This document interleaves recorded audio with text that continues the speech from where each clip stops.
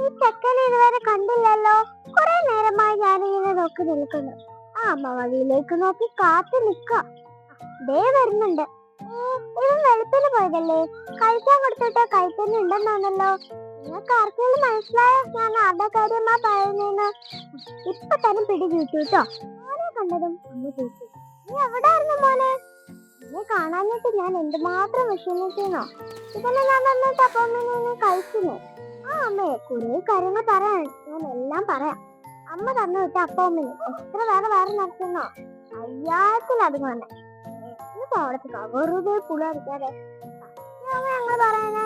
ഞങ്ങളൊക്കെ യേശുവിന് മെസ്സേജ് ആയിട്ട് മുഴുകിയിരിക്കാൻ സമയം പോകുന്ന ആരാണ്.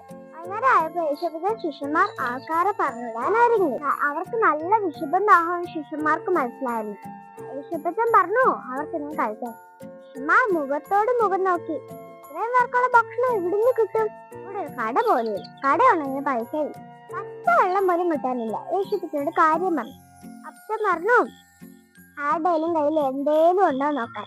അങ്ങനെ എന്റെ അടുത്ത് വന്നപ്പോൾ ഞാൻ അമ്മ തന്നിട്ട് അപ്പവും മിന്നിയും കൊടുത്തു. ഞാൻ ഓർത്ത് യേശുപ്പച്ചന് കഴിക്കാനാണ്, അതുകൊണ്ട് ഞാൻ സന്തോഷത്തോടെ കൊടുത്തു. അത് അപ്പച്ചന്റെ കയ്യിൽ കൊടുത്തപ്പോൾ അപ്പച്ചൻ പറഞ്ഞു എല്ലാരും വരികയായിട്ടില്ല. ഞാൻ എന്തായാലും ഏറ്റവും മുമ്പേ തന്നെ കയറില്ല, എന്നാ സംഭവിക്കണേന്ന് കാണാലോ. യേശുപ്പച്ചന് അപ്പവും മീനും മുകളിലോട്ടൊട്ട് സ്വർഗത്തിലോട്ട് നോക്കി പ്രാർത്ഥിച്ചു. എന്നിട്ട് എല്ലാവർക്കും വരും. ശിഷ്യന്മാർ വിളമ്പി വിഷമിച്ചു പോയിട്ടമ്മേ, അത്ര ഉണ്ടായിരുന്നു. എന്നിട്ടും ബാക്കി 12 കൊട്ട നിറച്ചു. അതെല്ലാരും കൂടെ കൊണ്ടുപോയി.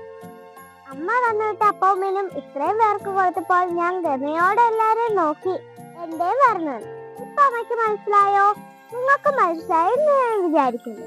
പ്രിയ കൂട്ടുകാരെ, നമ്മുടെ യേശുവിന് കഴിയാത്തതായി ഒന്നുമില്ല. നമുക്ക് എന്തുണ്ടോ അത് യേശുവിനെ സമർപ്പിച്ചാൽ യേശുവിന് അത് 10 മടങ്ങായി വർദ്ധിക്കും. ദൈവനാമം വഹിക്കപ്പെടുമാറട്ടെ. Little gospel, gotta come and sing along.